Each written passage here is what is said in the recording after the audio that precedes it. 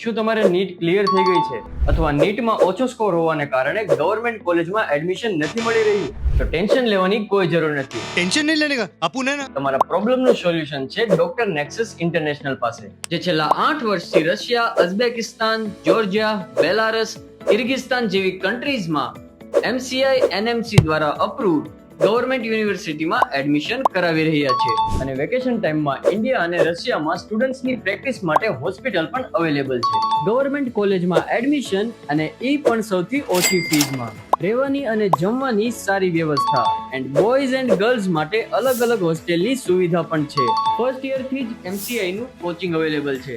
સ્કોલરશિપની facility પણ available છે. 100% visa guarantee. નવા નિયમો પ્રમાણે 4.5 વર્ષનો કોર્સ અને 1 વર્ષની ઇન્ટર્નશિપ અને 15 લાખ સુધીની ગવર્મેન્ટ એજ્યુકેશન લોન પણ અવેલેબલ છે.